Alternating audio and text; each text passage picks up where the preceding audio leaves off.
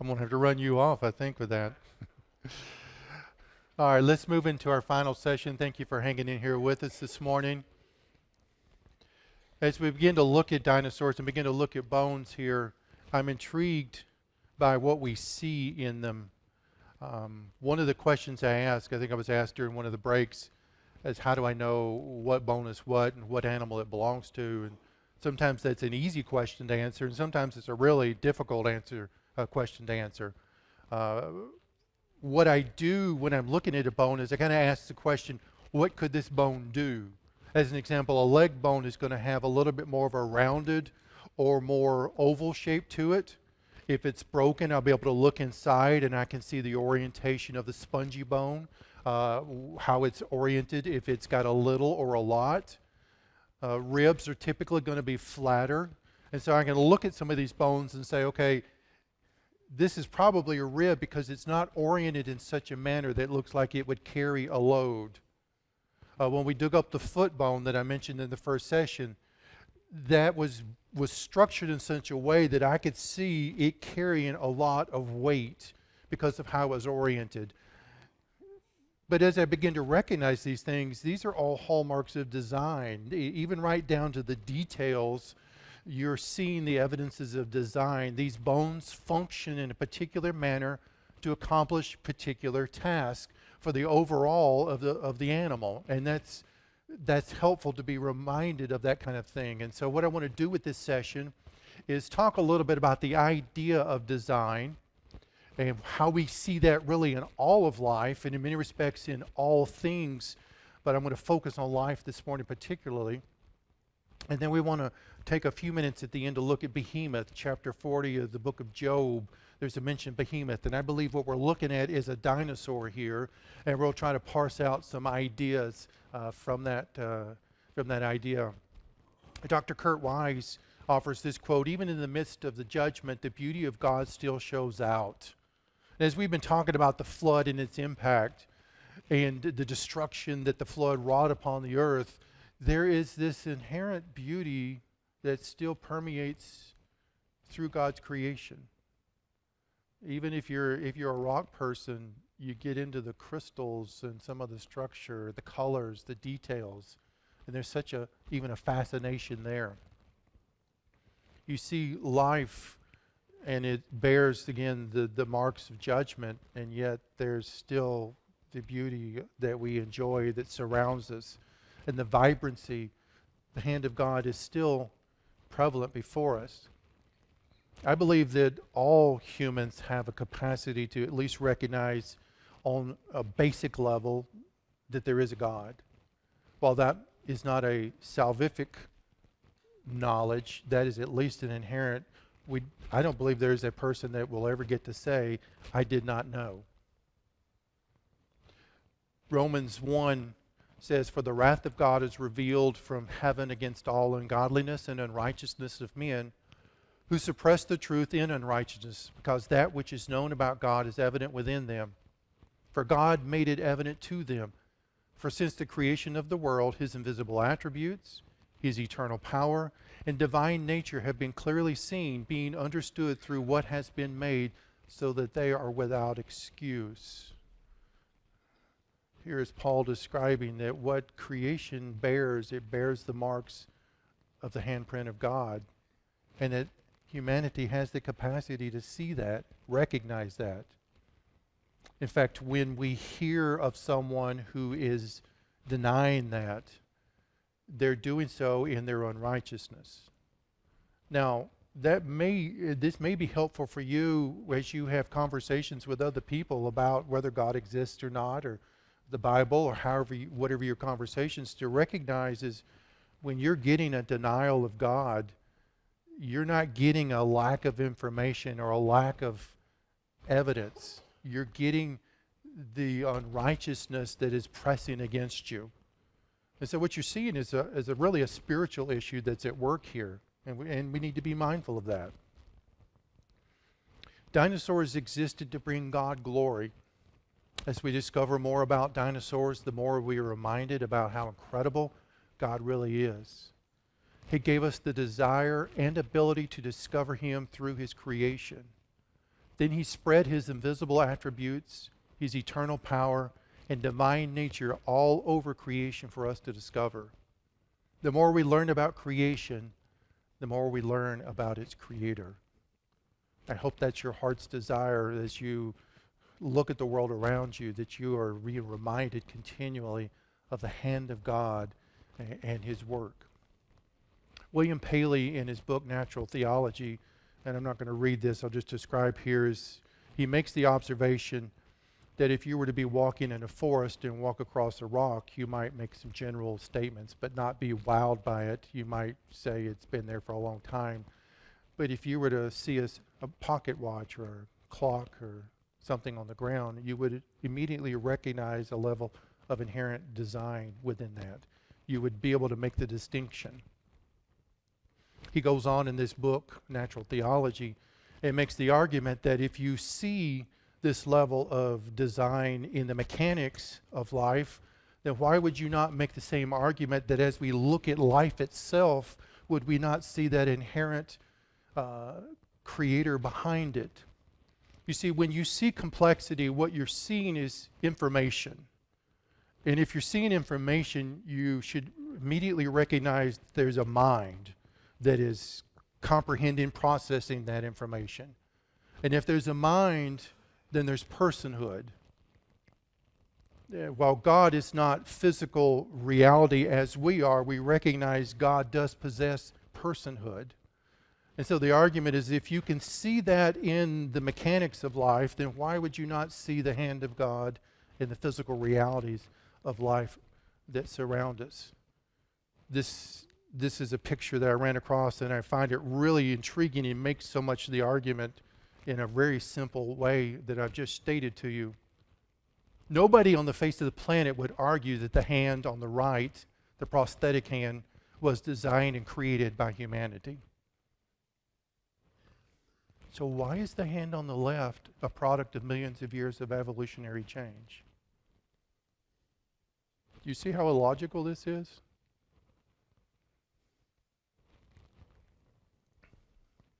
I had probably something like this as a boy. Mine was probably more archaic looking, but it still bore the hallmarks of mankind's design to bring it to exist. So in the same way, why would we not make the argument that if we had a T-Rex walking amongst us today, that he would not also be the product of the hand of God? See, the idea of design is about planning and projecting an idea and purpose. It's almost like if any of y'all are engineers or understand that the engineering process is about it's about planning for something in advance. It's about recognizing all the nuances, details, and planning for them, and then being able to execute that plan. And that's an important thing, as we recognize that is part of the life that surrounds us. Doug Axe, in his book Undeniable, comes up with what he calls a universal design intuition. Let me get me a drink here.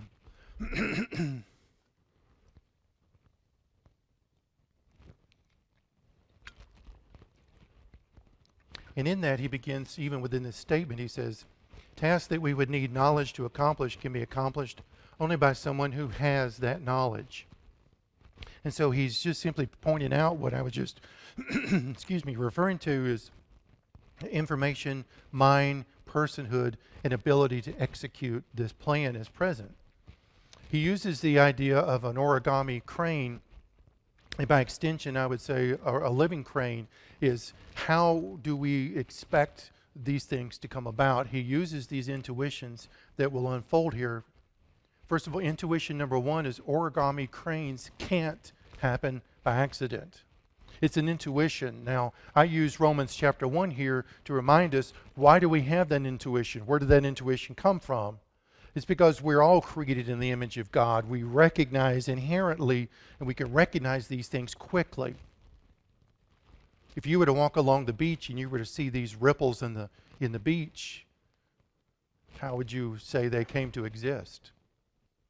Well, you would recognize the action of the waves coming in and you would inherently recognize that these are just a random process of nature. You could also observe the action of the waters. But if you were to walk a little further down the beach and see this, would you make that same conclusion? You're beginning to be pressed a little bit, aren't you? You might say, well, I could almost make an argument that the wave, normal wave action. At the same time, you're wrecking the cylindrical shape that's in front of you. You're recognizing that you have never observed such a thing. And so you begin to be pressed here. But let's say you walk a little bit further down the beach and you see this. Can anybody rationally make the argument that the waves just simply rolling in onto the shore ever created this? Probably not. And so these things become intuitive. We recognize this. Our observations as origami cranes don't happen by accident. This is a little bit more of the scientific level of where we deal with things. We're making observations of our world. We're making assessments. You instinctively do that all the time as you're judging the speed of vehicles or climbing a hill or planting crops. You're working through these kinds of things. But would you ever expect this front-end loader working nonstop for 100 years to ever generate an origami crane? Would you ever expect it? In fact, if you ever found an origami crane that came out of this pile of paper, my first thought is I would say somebody else made an origami crane and threw it away and it wound up in here. That's part of my intuition and my observation is at work here. That's part of how I'm created. But we have some beautiful minds here that surround us. I say that sarcastically. Richard Dawkins says that life has the appearance of design as if by a master watchmaker. Impress us with the illusion of design and planning. And so what Dawkins is saying is, yeah, you're right, the world does have this illusion of design. It sure does look the way you're talking about it, but it's not really there. You're just seeing things. Unfortunately, Dawkins not the only one that holds this. This appearance of purposefulness, Martha, I need you to help me with my speaking here, is pervasive in nature. Accounting for this apparent purposefulness is a basic problem for any system of philosophy or of science. Again, he's seeing purposefulness in nature, and he's saying, but that's a problem because, yeah, it's there, but that's really not how we operate in science because we recognize it's not there.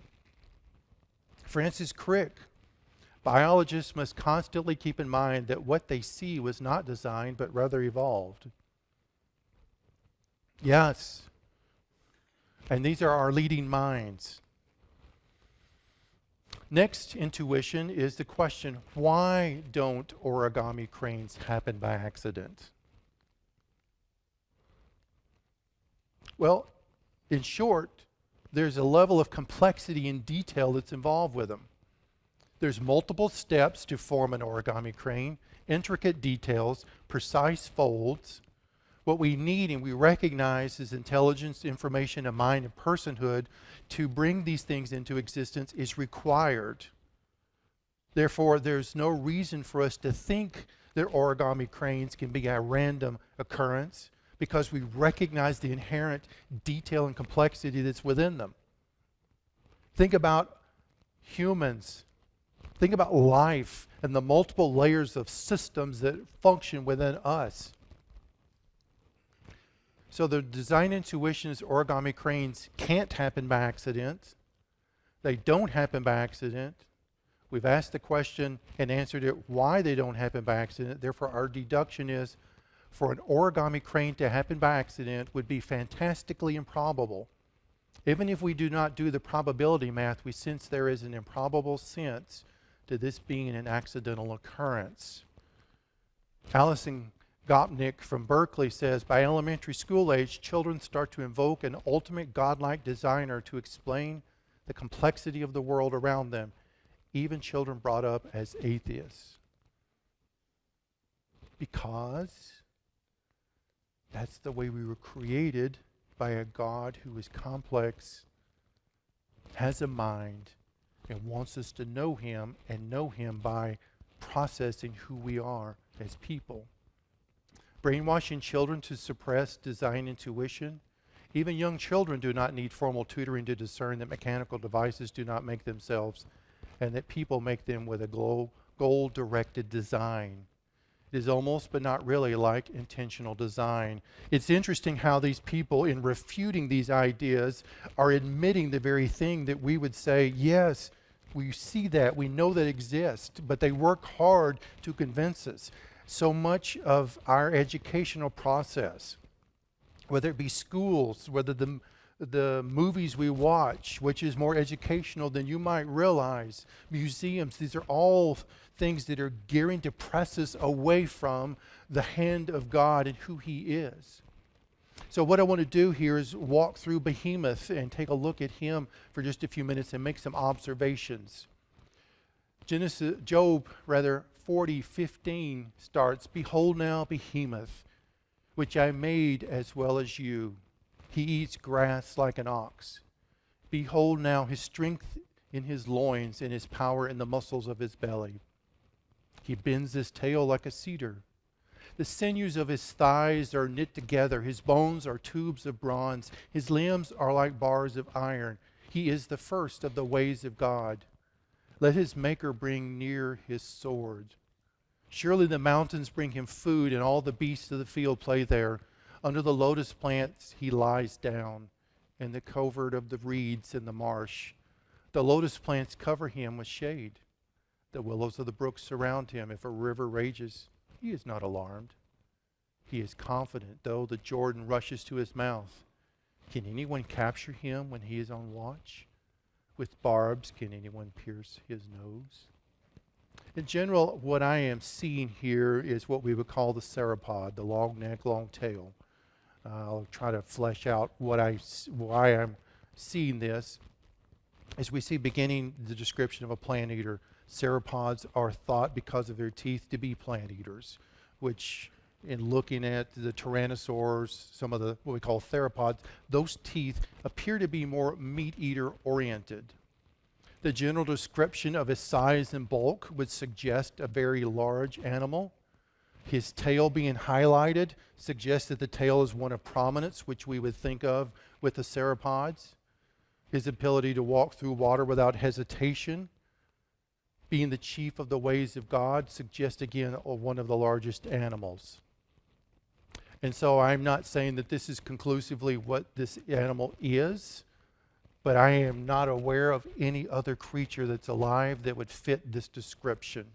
When I begin to think about his animals of size and note with a tail, it's like I can rule them out, because we're not just talking about in this description of just the tail, but we're talking about the torso, the legs of such strength and power in conjunction with the tail. We're talking about an animal that is stately in its appearance. And so these animals don't seem to really fit that criteria. But this animal does seem to check, if you will, all the boxes as I think about what we're looking at here.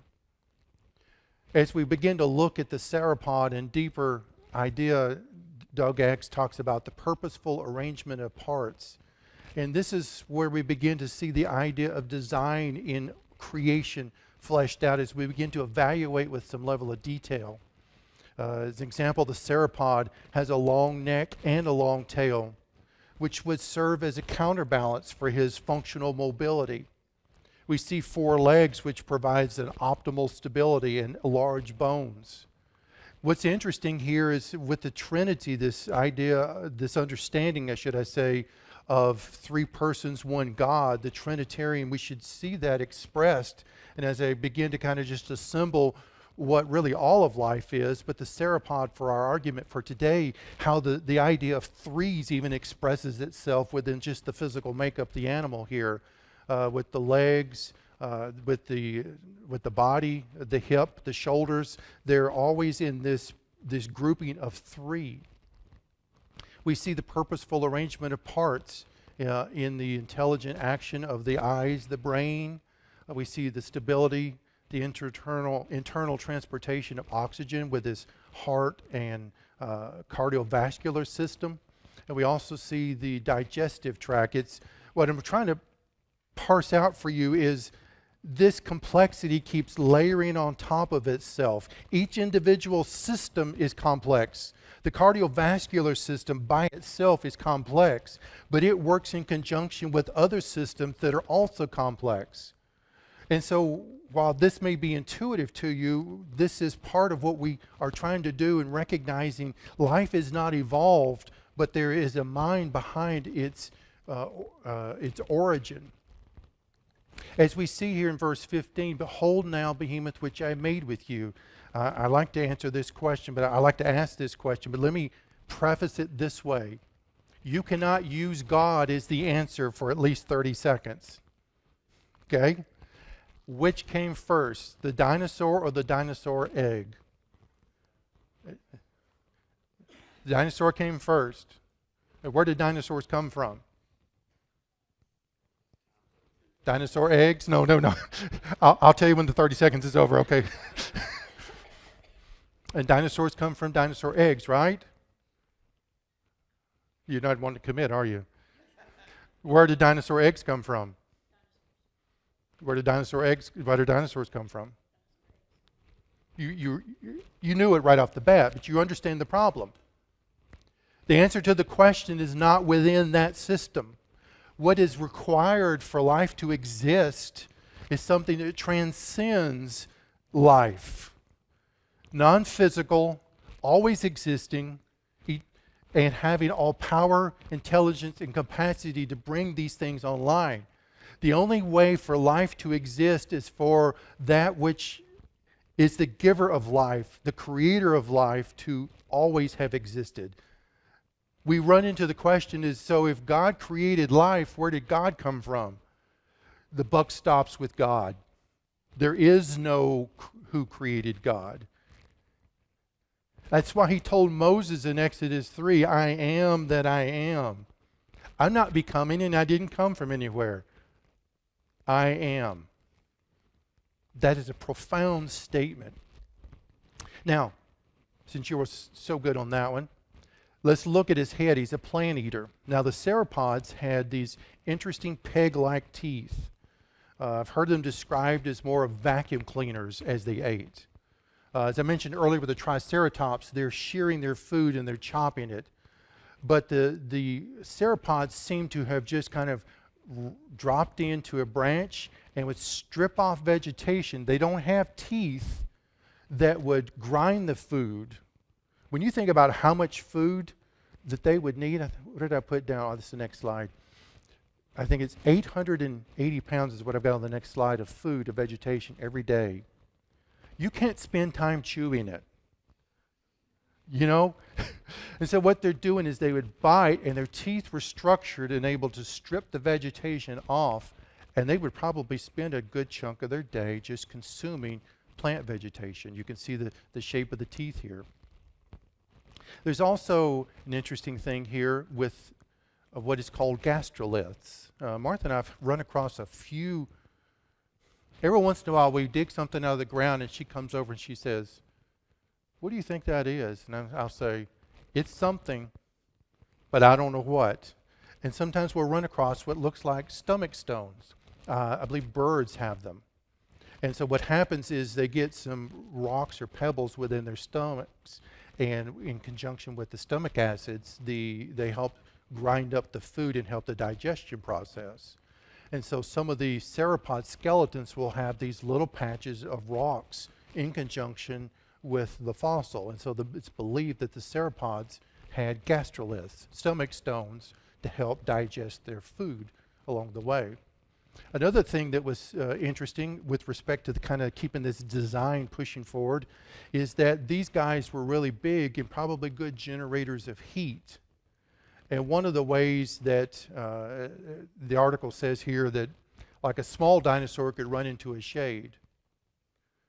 But if you're 100 feet long and you weigh 50 tons, your shade options are probably going to be limited. Let's just say it that way. And so you have to be mindful of that. And one of the studies was done here is possibly within the structure of the nose and the face here, that it would have helped cool the blood as it processed through the body. Now, this article is going to tell you that this is a thing that evolved over time. I'm going to tell you this is part of the divine imprint of God from the beginning.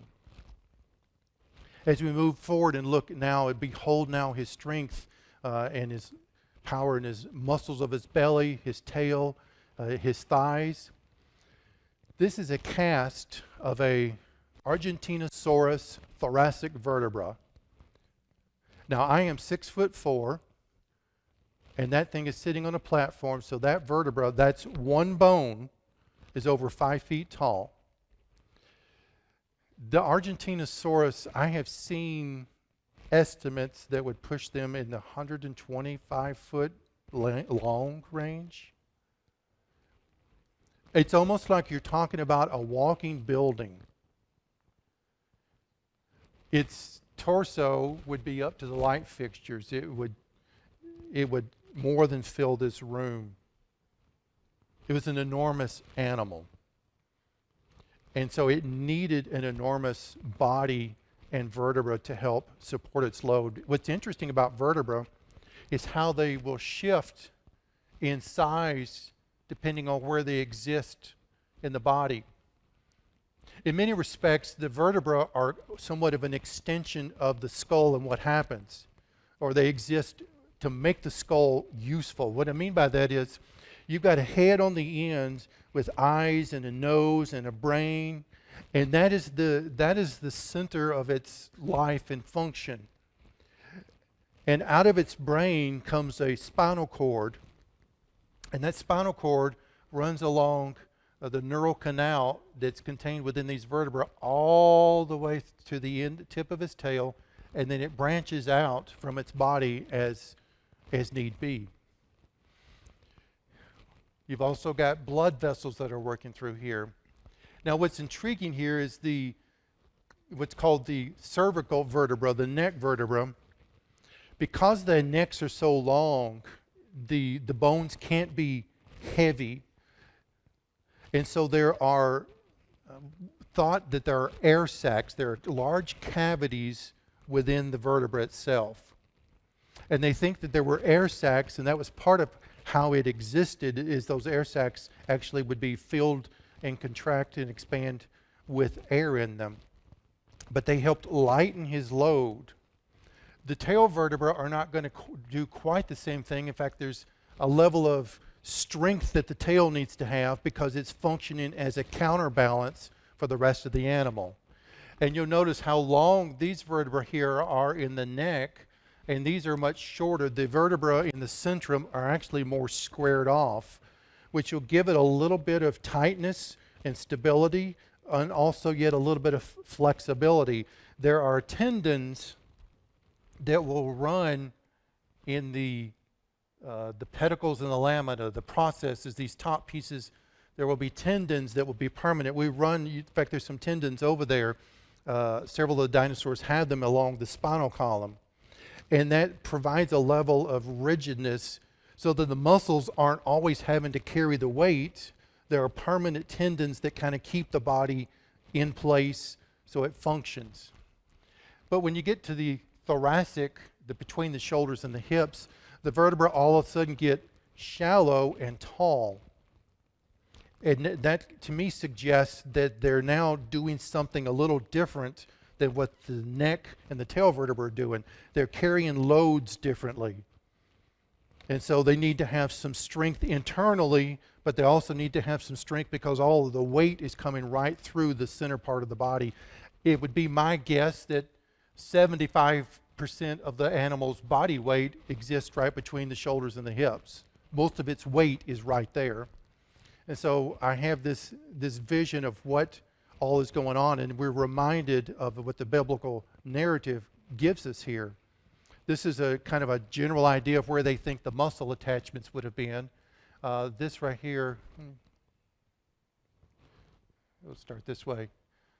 The hips have three bones, an ilium, an ischium, and a pubis bone. The ilium, this is our ilium here. The sauropod iliums are kind of flat and long across the top. And that flat ridge is where the muscles of the thigh would come over and wrap over. And this is what you see here. And this is, I believe, what the part of the Job text is telling us. It talks about the sinews of his thigh are wrapped together. And you see these bones of iron. That he's describing the strength that is visible. If you were to see a sauropod walk by, you would see the strength in his legs. And you would be amazed at what you would see. Here's some drawings of what this may have looked like. And while there are many really unique elements to the sauropods themselves, part of what you've got to catch is how big and thick and strong those legs are. Some of the femurs, I've seen people laying down, if you have a femur, which is your upper leg bone, that a femur would probably press just one bone as tall or taller than I am. And you start projecting like the Brachiosaurs, with their heads would easily reach 40 to 50 feet up in the air. Which is just, again, I'm amazed by the immensity of these animals. I think about our modern equivalents with strong hips, and yet they don't seem to match what we see in the sauropod. This idea of design isn't just limited to sauropods, though. I'm intrigued by what we see within the T-Rex here. It's a fulcrum idea where you see, again, the center mass is right here in his legs, but the tail serves as a counterbalance to his head. There used to be in the early 1900s the thought that the T-Rex would walk very upright and his tail would drag the ground. Well, a couple of things. One is that just doesn't seem to be a functional thing. The tail doesn't support weight. But also in finding trackways, they never found any tail drag marks. And so the modern idea is instead of having the T-Rex like this, now he is more of a horizontal or just up gait. And that seems to be a very functional means of transportation. And again, his muscles would tie in at the thigh back to the ilium. And you would see a similar idea. The tail's an interesting one here. As you look at different translations, why would the author here, why would Job include the description of the tail for behemoth? If I see an elephant walk by, I'm not pointing out the tail. It's just, you're drawn to the head. So what makes the tail unique? Some of your Bible translations through the years will take behemoth and you'll have that little A or 1, whatever you've got, and the footnotes will say hippopotamus or elephant. I'm like, really?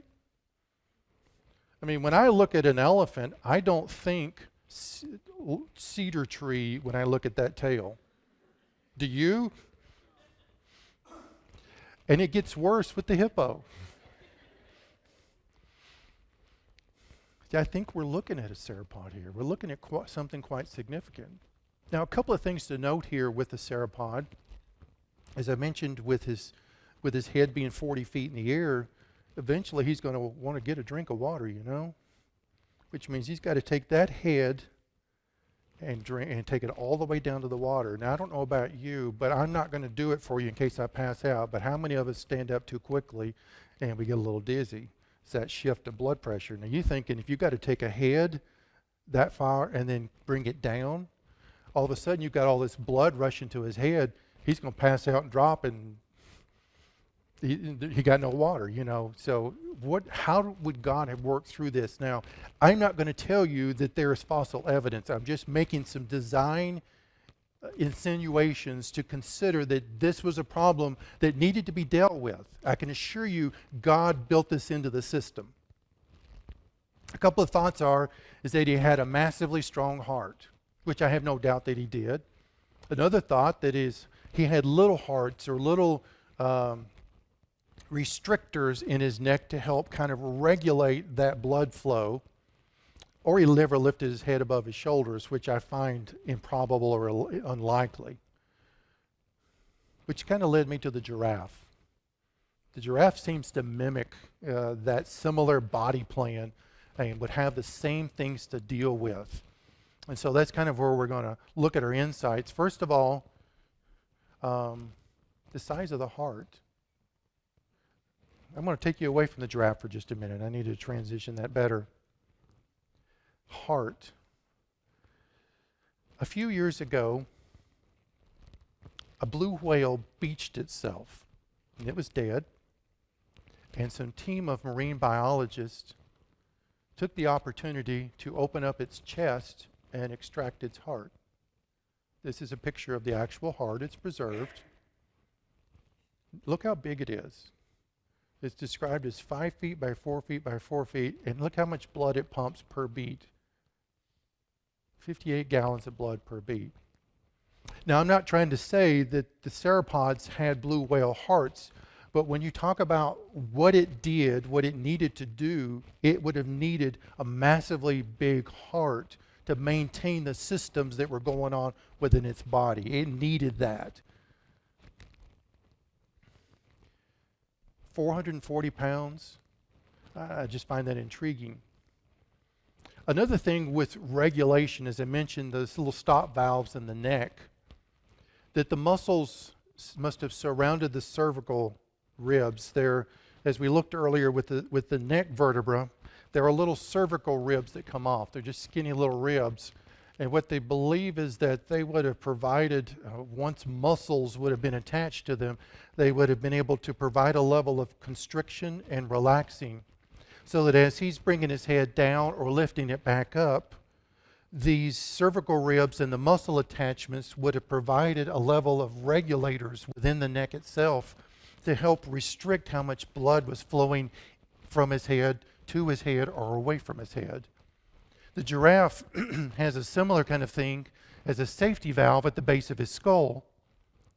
And he also, if any of you all wear compression socks to help kind of keep our circulation going through our bodies, we understand the giraffe has also a similar function in his body, that he has very tightly wrapped skin around his legs. Again, God has built into life that even as amazing and as distinct as life is, we see that these minor little systems are built in to help that animal function in a particular way. Now, that's the glory of God. But could these systems have ever evolved?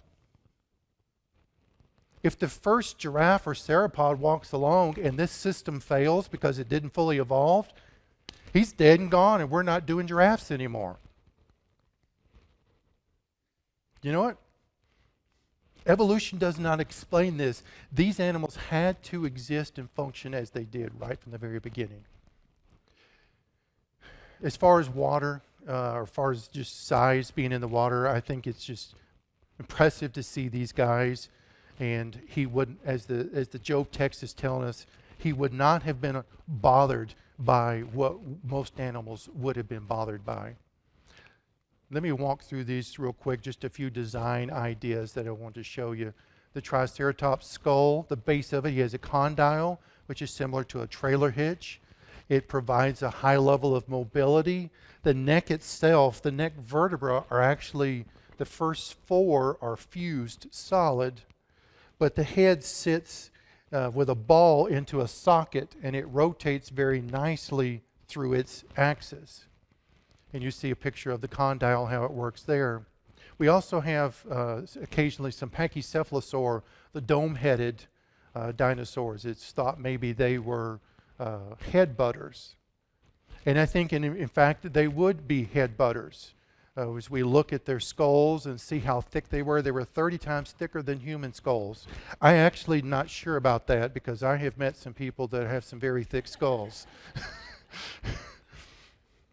Oh, that's not what we're talking about. I'm sorry, I digress there. 22% of skull caps of Pachy's have these abrasions, these depressions in their skull. And so it was believed that, yes, in fact, they were headbutters to some degree. The idea, I think, with the neck is they have a very pronounced curved up neck when they're in a normal posture.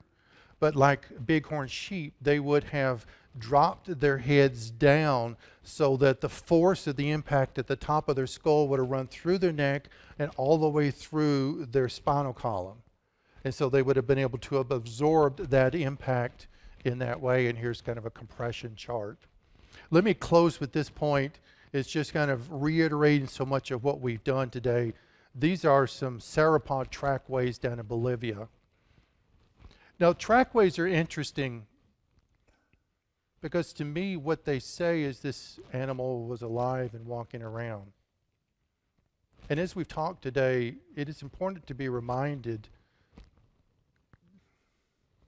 that there is a beautiful level of complexity and detail in his life. I mean, when you think about a sauropod, if he's hungry and he sees a tree, that means light is brought that image to his eyes. That image has gone to his brain. He's translating what's going on. His body's telling him he's hungry. Then his brain tells him, going down his spinal cord to the nerves, and the nerves actually tie into muscles. And when they hit the muscles, the particular muscles will actually contract or expand depending on what kind of information is needed to be communicated. And he begins to walk. And as he begins to walk, his heart rate comes up and blood begins to flow more rapidly. And as that increases, he needs more oxygen, so it changes his respiration rates. That is multiple systems working as we do. The hand of God sits here upon these creatures. Dinosaurs to me are indicative of what God has done in such a profound and beautiful way. We live in a world that would contradict that and take us away from that. And I just want to be an encouragement to you along this way, that we have got a wonderful and incredible and powerful God who, even down to the little details of the bones over there, has left his fingerprint upon our creation. We've got a few minutes. If I know some of you are getting tight on time, if you need to slip out, certainly you're welcome to. But do you have any questions of me before we go?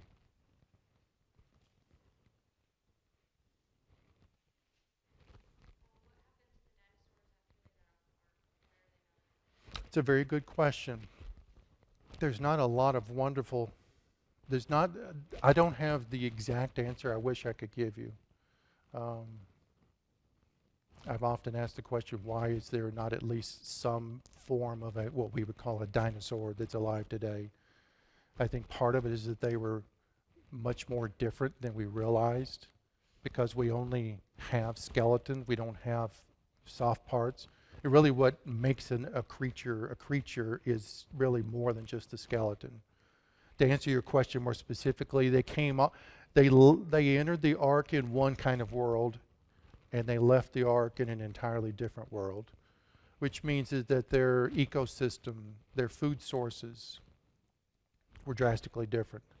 I believe the Ice Age the effects of it would have come on fairly quickly. If they were cold-blooded, that means they would have not been able to resist the dropping temperatures. If they were large, they would not have been able to migrate as easily as some animals. There could be impacts such as diseases. I believe they were also hunted. It is important to kind of keep in mind this, is that dinosaurs alone have not been the only creatures to go extinct. It seems that in God's providence, the plan of life is that life does go extinct. So like I said, I wish I had a more precise answer other than I just see those elements at play regarding that. To the more specific, or one level I guess I would add to that, there are evidences even within like the night legends of Europe of fighting dragons. While I haven't seen what that creature looks like, there's the possibility that that animal could be the remnants of dinosaurs, and if that's the case, we're talking about dating back to within 500 years ago. And I think that may be kind of a building on the answer. Anybody else? Yes, sir. Leviathan, yes, there's a couple of things coming out. One is of course, that's Job chapter 41. It had a very solidly built body. It seemed to breathe fire. and that's an intriguing idea. It's either a marine reptile, or there's been some thought lately to what's called a Spinosaurus. If you're familiar with it has a similar build to a T-Rex, but it has the big sail on its back. There's a possibility that that could be it. The idea of breathing fire is an intriguing one. If any of y'all are familiar with the bombardier beetle, the bombardier beetle has multiple chambers in its torso, and when those chemicals are mixed together with oxygen, it can emit a blast of up to 200 some odd degrees as a defense mechanism. And so I think Leviathan was a real creature like Behemoth, but it's exactly knowing who it was or what it was is less evident from Scripture. Anybody else?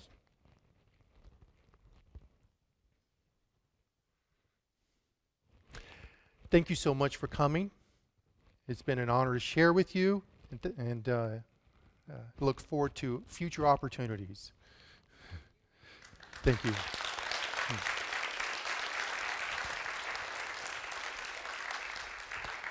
If you'll let me close in prayer, and then I would encourage you, if you haven't had an opportunity to check the fossil table out, please do so. Father, we thank you so much for the day, for the testimony of your word and your truth and your hand in creation. May we be encouraged by knowing that you are a sovereign God who moves, and in that we can rest and have peace. Thank you for your investment into each life. May we as parents, leaders, teachers, shepherd and diligently lead our children into the knowledge of who you are, and we trust your Spirit will move in their lives. And it's in your Son's name we pray. Amen.